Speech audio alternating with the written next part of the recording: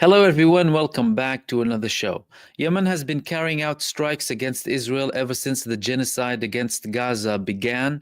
But now there has been a significant development where, for the first time, Israel confirms that its main airport, its gate to the world, the Ben Gurion airport, has been directly hit by a Yemeni missile. In this video, we're going to talk about the attack, the intensity of it, what it means, how did Yemen manage to strike Israel so accurately after Israel intercepted some of the Yemeni missiles before, and how is Iran linked to this alongside the potential Israeli responses against this attack. So we had this attack carried out. No one can hide it, really. Israel, it has a regime of censorship since the genocide in Gaza began, but they couldn't hide the images that were coming today. The Ben Gurion airport being attacked directly by a hypersonic ballistic missile coming from Yemen, meters away from the main tower of the Ben Gurion airport. The Ben Gurion airport had to be shut for at least an hour, with many airlines now canceling their flights until further notice. So we're going to begin with some of the videos that came in. So of course, this was one of the main videos that came in about the missile directly landing in the Ben Gurion airport, but there were other videos coming from multiple parties within Israel showing exactly what happened. These were videos coming from the Israeli airport, people seeing the attack happening in the Israeli airport, and there were other people videoing from outside of the Israeli airport, like we can see in this video here, where people were videoing the attack. So these were some of the videos that were circulating today, coming from, well, multiple parties within Israel. Undeniably an attack directly in the Ben Gurion airport. There were some videos coming from outside showing a more intense blow because they were clearly closer to the actual attack, like this video here. Whoa! Whoa! Whoa! Whoa, it's a boom! Whoa! Yo! Yo! Yo! Yo! Yo! Yo! Yo! Yo! Whoa! Whoa! Whoa! Whoa, it's a boom! Whoa! Yo! Yo! Yo! Yo! Yo! Yo! So these were some of the videos that came from Israel about this attack.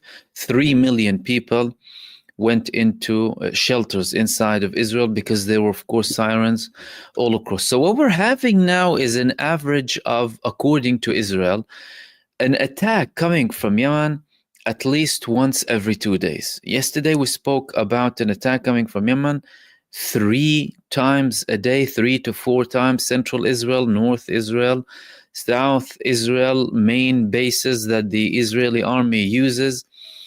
But this is very significant. And in Israel now, all of the talk is, well, the Americans are telling us, like Channel 13 in Israel saying, the American told us that the thinking of the Yemenis is different. The United States has been attacking Yemen for a year and a half now, and we're not seeing tangible results to stop these attacks. And we are facing an attack that is coming from Yemen consistently throughout the campaign, the genocide campaign inside of the Gaza Strip. Now, what did Ansarullah say? What was their declaration exactly? So there was a statement being made by the spokesperson of Ansarullah, Yahya Sari'. Yahya Sari', he made a statement in Yemen, saying that they conducted an attack against Israel with multiple attacks, he said, not just one attack. And as usual, that these attacks are as a response to the Israeli genocide inside of the Gaza Strip, and that the attacks of Yemen are going to continue. He highlighted a couple of important things to do with this attack specifically. The first one is that Ansarullah, or what is more known as the Houthis, they are now conducting an embargo. They're besieging Israel throughout its airspace, not only the sea, what they're doing in the Red Sea. He also pointed out that there was a massive failure coming out from the air defense systems coming from the United States and Israel. And when we talk about the air defense systems of the United States and Israel, the United States just recently handed Israel THAAD air defense systems. Israel already has Arrow 3, an exo-atmospheric hypersonic air defense system, considered to be one of the most advanced in the world. Yet despite that, Ansarullah managed to go into Israel and land this missile in Ben Gurion. He also said 3 million Zionists fled to bunkers and that the movement in the Israeli airport completely stopped for more than an hour. He said, Yemen, its people, leadership, and army, with God's help, reliance on him, and confidence in his victory, will continue to remain steadfast and resilient in the face of the American aggression, will not abandon its religious, moral, and humanitarian duty toward the oppressed Palestinian people, regardless of the repercussions, until the aggression against Gaza stops and the siege is lifted. Clear messages coming from Ansarullah in Yemen. That is also in addition to the other attacks that they have conducted in the past few days against Israel.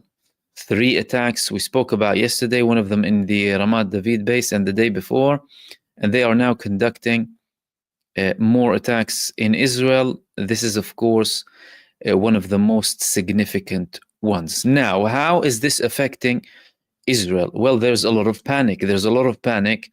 And in Israel, multiple reports panicking about especially the cancellation of international airlines canceling all of their flights to Israel. So we had this report in Mako in Israel saying it's happening again because of the missile from Yemen. Foreign airlines cancel flights to Israel. Just a couple of days ago, I was talking about Virgin Atlantic, Turkish Airlines, and Pegasus, I believe it was the third one, canceling all of their flights until further notice in Israel and canceling their designated slots in Israel. Now, usually designated slots is something that you ask for and seek for years sometimes to get approval.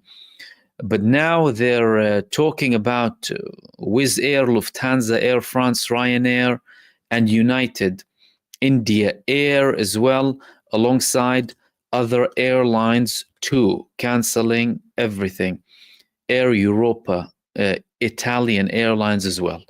So, panic in Israel, many airlines canceling, and clearly the decision that has been made previously by the airlines that decided to completely cancel everything until further notice without any clearly they had a negative projection that we're actually seeing right now. The missiles are landing and they are affecting Israel. They're landing directly inside of the Ben Gurion airport. In the meantime, the undoing of Hamas, Izz al-Din al-Qassam brigades, the spokesperson released a statement in his Telegram account saying, "Glory to Yemen, the equal of Palestine." He said that Yemen continues to defy the most brutal forces of oppression and refuses to submit or be defeated despite the aggression it is subjected to.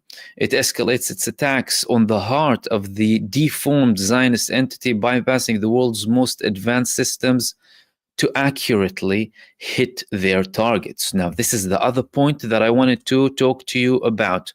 What is so special about this missile. What happened? Well, Ansarullah have been conducting attacks against Israel. Yeah, of course, many of them landed. Israel, however, did intercept some, and they did show images and videos of interception coming against the missiles that are being launched from Yemen.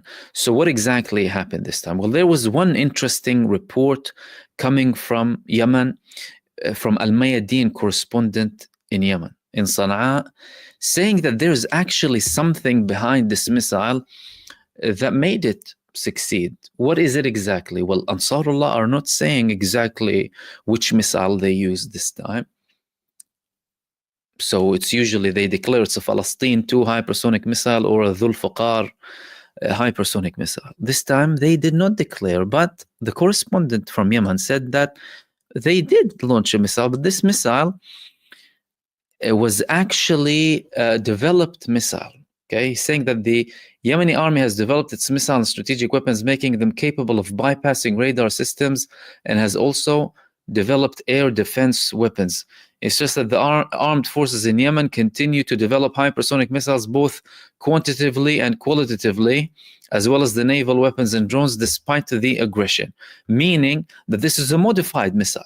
This is a modified missile coming from Yemen, and despite the continued aggression against them from the United States and the genocide cartel, for them standing up against a genocidal entity committing war crimes with a wanted war criminal leading the country, and more war criminals, by the way, are due to come on the list now. The ICC is preparing a new list of people to be added to the war criminal list who would be wanted internationally. The United States did not stop them, not only from continuing the attacks, but from developing new weapons, from modifying their existing arsenal, and from modifying new weapons to go and attack Israel. How is Iran linked to all of this? Israel is saying that Iran has a direct involvement in these attacks. How? According to a report in Israel, they're saying that this has been a maneuver by Iran. This attack was a maneuver by Iran. So we had this report in the Israeli Ma'arif saying the direct hit on Ben Gurion airport, Iran's maneuver against Israel has now been revealed. They're saying the Air Force has launched a comprehensive investigation with the aim of trying to understand how the air defense system failed this morning to intercept the missile launched from Yemen, and the fall was detected at Ben Gurion airport. So according to this report, they are conducting an investigation, but they're linking it already to Iran. They're saying that we tried to intercept it with Arrow 3 and with the THAAD missile system. They didn't say if they used David Sling or the Iron Dome, because usually Israel has a multi-layered air defense system that is activated based on what they're attacked with. Anything hypersonic or exoatmospheric, Arrow 3 begins, then the THAAD, closer to the Israeli airspace, something that is much closer to the land, Iron Dome, because Iron Dome is usually developed to intercept short-range missiles, primarily from Gaza and from Lebanon. This is the main purpose behind its development. So Israel has a multi-layered air defense system, like many countries across the world. Yes, despite this multi-layered air defense system, it failed miserably. Now, according to this report in Israel, they're saying that these missiles missed the target. They said an American system, an Arrow 3, millions. An Arrow 3, $2 to $3 million, one missile. That's it. And we're not talking about the activation and time and stuff, and we're not talking about that yet. They're saying that, the Intelligence and Terrorism Information Center, named after Major General Meir Amit, saying that the Houthis, they're quoting him, have Quds 2 and Quds 3 missiles, which have effective ranges of between 1,300 to 2,000 kilometers and could effectively hit targets in Israel, which is more than 1,500 kilometers away from Yemen. And Joshua Kaliski, an INCC researcher, He, according to that report, previously published an article about the Houthi capabilities and the fact that their missiles ranging from 1,600 kilometers to 2,000 kilometers are actually the advanced Iranian Shihab-3 missile, which has a range of 2,000 kilometers, and also the Burkan-3 with a range of approximately 1,200 kilometers. He's also adding the Sumar cruise missile in its various versions with a range of 2,000 kilometers and a warhead of half a ton. Another cruise missile, according to that report, with a shorter range is Quds 2 and the Samad 4 attack drone with 2,500 kilometers with a warhead of 45 kilograms. This is saying that, well, Iran is directly involved. They're adding in this article that this is a signal to the Americans and Israel regarding the possibility of an attack on Iran's nuclear facilities if negotiations between the Americans and Iran run aground and they do not work and fail. So Israel's already tying it with Iran. Could there be a link to Iran? Yes, there could be a link to Iran, of course. How? Well, Iran has been one of the main countries supporting Ansarullah. Of course, they're independent at the end of the day. They develop their own stuff too, but they are backed by Iran. They are supported undeniably by Iran, despite them having full independence. As a matter of fact, their whole political positions and constant responses to the Israeli terror inside of Gaza has been independent, an independent move coming from them that hasn't been similar to other groups or other countries. This is a position coming from the Yemeni people and the Yemeni leadership and the Yemeni armed forces, and they are paying the price because of this. Now, Israel is tying this to Iran because of the link. There is an undeniable link. And does Iran have a reason to push Ansarullah for more successful attacks against Israel? Perhaps. How? Well, Israel has been a country that constantly tries to hinder the prospect of reaching a deal between the United States and Iran. There were 3 rounds of talks between the United States and Iran, talks about positivity. Donald Trump himself saying that he outright prefers the diplomatic approach and having a deal rather than having a no deal, and having war with Iran.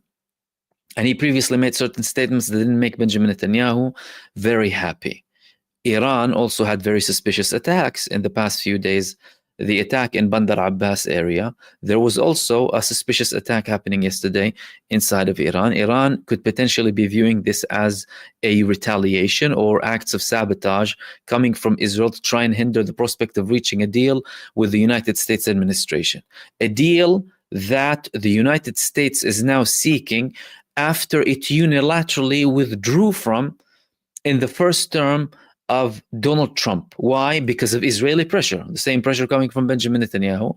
Israel doesn't want the United States to have a deal with Iran. However, they're already preparing that the United States might have a deal with Iran. Research centers in Israel and senior ministers in the government have been briefed several days back that the likelihood of the United States getting a deal with Iran about its nuclear program are more likely than a no deal. So Israel wants to hinder that. Therefore, it might be the side behind these attacks. One Iranian parliament member, he said that Israel is behind them because there were 4 explosions in the port, and the attacks yesterday, they're still fresh. But Israel has done and conducted certain acts of aggression and terror and sabotage against Iran. So this is showing that if Iran wants to indeed support, they have the capacity.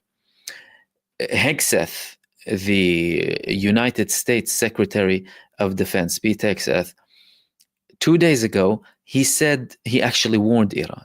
So he's taking a position like, unlike those who are negotiating, saying, we're seeing what you're doing with Yemen. We're seeing what you're doing with Yemen. Have they observed any recent movements coming between Iran and Yemen that led to a very successful attack on the gate of Israel to the world, which is the Ben Gurion? Ben Gurion Airport is the main airport for Israel. Most of the flights happen from Ben Gurion. The alternative ones in the north and south, they don't have the same capacity. And it's important to note that Ben Gurion Airport and the Tel Aviv area that includes the Kiryat, the main hub from which Israel's crimes are managed, the security establishment and the political establishment, it has the most advanced air defense system. It has the most advanced layer of defense in the whole of Israel because of its sensitivity. Therefore, it has the most batteries, the most resources, the most missiles available, the most backup plans that are happening. Yet, despite all of that, Ansarullah are going and attacking. Now, this could be directly an attack coming from Yemen that somehow succeeded this time because of their modification. So there is a chance that it's totally not linked with Iran. However, the Israelis are trying to link it to Iran because they always want to escalate the tensions further, especially between the United States and Iran too. What is Israel going to do about all of that? Trump told them before, leave Yemen to me. Your people don't have to pay. The Americans will pay. The American taxpayer will pay to go and attack a country that is taking action against a genocidal entity and fulfilling its international legal obligations. Of course, they wouldn't use this terminology because they're on the wrong side of history. They have been and still are for a very long time. But Donald Trump told Israel, don't attack Yemen, leave Yemen on me. We have seen more attacks coming from the United States against Yemen, far more than during the days of Joe Biden. And Donald Trump, indeed, made very significant threats against Yemen.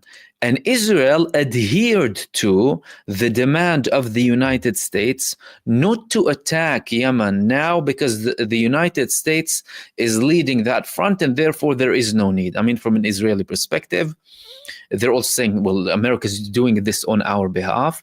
They have more resources, more capabilities. And from our perspective, it's a very long journey that is full of risks. 2,000 kilometers to fly over the Red Sea to go and attack Yemen when the United States is already there. Struggling, but it's already there. Now, Israel now is changing the tone slightly. So they're saying that, no, we actually need to take action now. The red line has been crossed and Israel is considering breaking the rules against the Houthis. They're saying this report here in Ma'arib, Israel is considering a change in policy towards the Houthis after a missile launch from Yemen. Al-Bukhaiti threatens escalation and warns we have painful targets in Israel. The defense establishment believes that this is a response to American pressure. So they know that the more the United States escalates with Yemen, the more likely it is for Yemen to escalate against Israel, not just the American forces in the Red Sea killing innocent Yemenis with these constant attacks and trying to whitewash them by saying that we targeted the Houthi targets above the ground. But from an Israeli perspective, they don't want to be viewed as a side who constantly gets a beating and are not responding and having someone on their behalf attacking. Why? Because Israel is trying to create the perception that they are the be-all and end-all.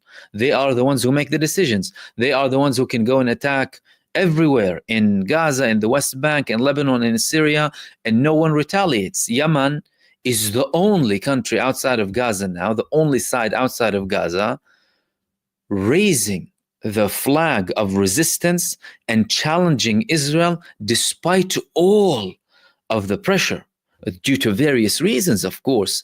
The nature of the Yemeni people, their faith, their belief, their moral positioning, and their absolute fearlessness. These people are totally fearless, and nothing puts them away. I mean, we saw some of the attacks that the United States has been conducting against Yemen. Now the Yemeni people take it. It's as if nothing's happening. It's as if a fly is flying when a half-a-ton bomb is landing next to these people. But from an Israeli perspective, that bothers them. Why? Because it's like a small, not a small really, a very significant challenge, constantly poking Israel and showing them, no, it's not what you're portraying yourself to be. If other countries choose not to retaliate against your terror in their lands for their own reasons, we're not going to be that side. And guess what? We're not going to be that side, and we're going to prove to the whole world that it's effective. And this is what they've done. The Red Sea is a red zone for anything linked to Israel. The Eilat port bankruptcy from over a year ago. Now they are escalating to a level where they're trying to impose a blockade on Israeli airspace effectively. Again, it's working. Israel, with all the censorship that's happening in Israel, is confirming that this missile landed, a modified missile, and they're trying to say that, oh yeah, we need to respond now. What can they do? This is the question here. Will Israel go and attack Yemen? What can they do? And is there a prospect of stopping the Yemeni attacks? Well, number one, let's start with the prospect of stopping the Yemeni attacks. It isn't going to happen. Gaza and Yemen are very similar in a sense of these people have suffered so much. Yemen, coming out from wars, from poverty, from famine, and likewise in Gaza, under Israeli occupation and terror and blockade and displacement for almost a century, right? Mainly after 1948, more so after 1967, moving on from 1987 post the initial uprising, the Palestinian Intifada, the first one, that started from Gaza because an Israeli decided to run over people, and they just had enough and started throwing stones on the Israeli occupying forces. This is where it started. These people, 73% of the population are refugees. The situation has been catastrophic way before October the 7th. Yemen and Gaza, they have a similar mindset in a sense of they're willing to take that sacrifice, and they don't have other justifications that they prioritize before their humanitarian and religious and national duties towards their people. So they're not really calculating, oh, if we attack, we might have some blockade, we might have sanctions, they might attack our economic interests, they want to drag us into the war so that they can occupy. They do not follow this type of argument. They're way beyond this argument in Yemen. So you've had the United States with the most advanced fleets on earth going there only to prove how much of a paper tiger it is.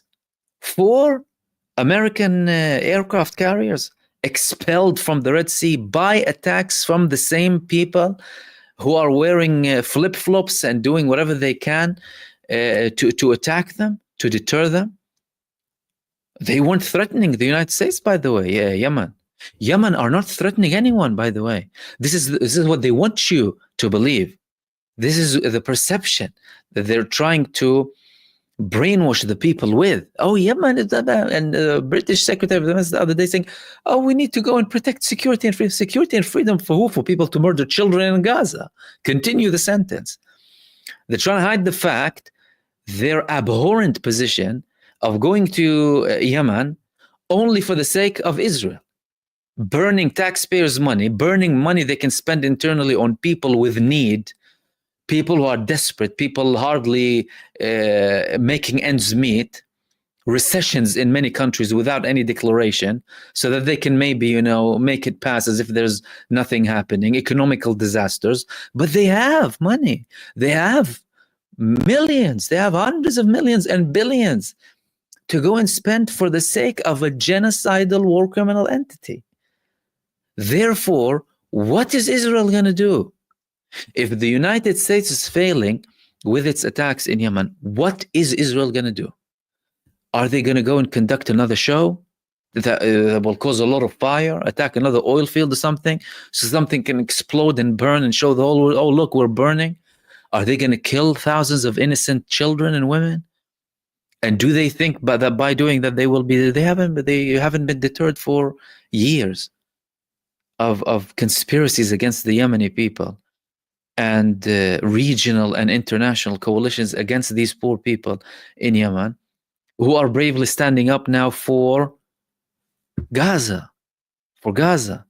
because of their do so. Even if Israel wants to carry out attack, it's not going to be effective. But the main question of Israel, before they actually make a decision whether they respond to Yemen or not, will be if the United States gives the blessing.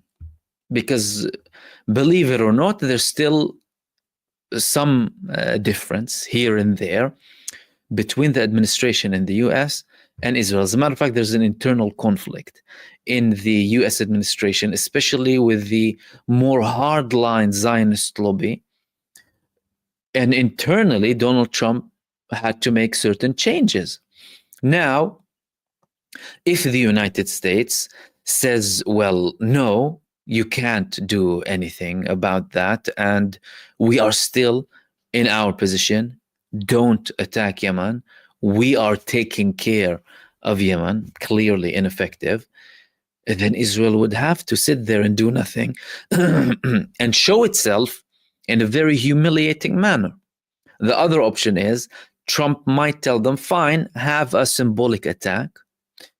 They might kill some innocent people or have a very large explosion to try and show that we still have some sort of presence. Both ways, this will not be stopping the Yemeni people. What will stop the Yemeni people is, like they said many times, stopping the genocide in Gaza and lifting the siege of the Gaza Strip. And these were the main things that I wanted to share with you in this live stream, and I will hopefully see you soon in the next video. Peace, everyone. Salam.